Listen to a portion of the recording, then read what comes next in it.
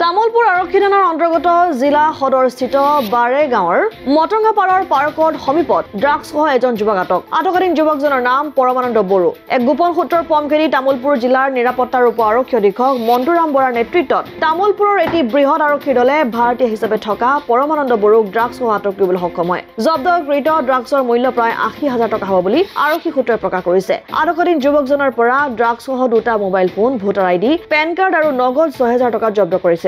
নিজকে জেচিপি চালক বুলি এটা পৰিয়ালত আজি ৩ দিন আগতে ভাৰতীয় হিচাপে আছিল যুৱকজন। যুৱকজনৰ ঘৰ নলবাৰী জিলাৰ ঘগ্ৰাপাৰ আৰক্ষী থানাৰ আলিয়াৰ পূব বৰখিৰালত। যুৱকজনৰ ভাৰতীয় ঘৰৰ পৰা ৮৬টা ড্ৰাগছৰ কণ্টেইনাৰ সহ ড্ৰাগছ জব্দ কৰিবলৈ সক্ষম হৈছে। যুৱকজনে আৰক্ষীৰ আগত ১০০টা ড্ৰাগছ ভৰ্তি কণ্টেইনাৰ অনা বুলি সদৰি কৰিছে। বৰ্তমান ৮৬টা ড্ৰাগছ ভৰ্তি কণ্টেইনাৰ সহ আটক কৰিছে আৰক্ষীয়ে।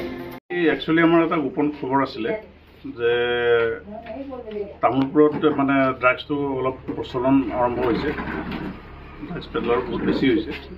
গতিকে আমি সেই অনুসৰি এটা গোপন খবৰ পাইছিলোঁ যে এই বাৰে গাঁৱত আমাৰ মানে এঘৰ মানুহত এজন ল'ৰা থাকে, ভাড়া থাকে। সেই ল'ৰাজনে ইয়াত ড্ৰাগছৰ ব্যৱসায়টো চলাই আছে। আহিলোঁ, তেখেতৰ ঘৰত আহিলোঁ, আহি ল'ৰাজনক পালোঁ।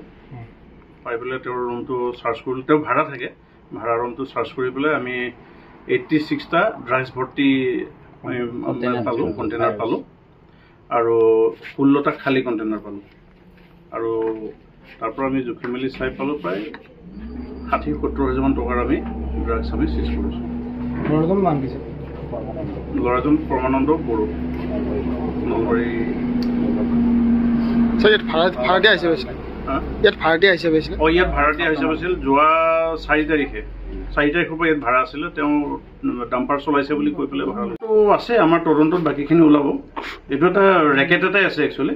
আমি গোটেইটো এইটো মানে ক্ৰেক কৰিবলৈ আমি চেষ্টা কৰি আছোঁ।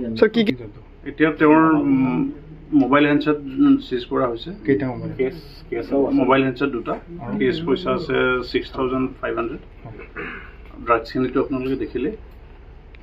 আৰু তেওঁৰ আই কাৰ্ড, ভোটাৰ আইডি এইখিনি আছে। অসম আদিত্য, তামুলপুৰ।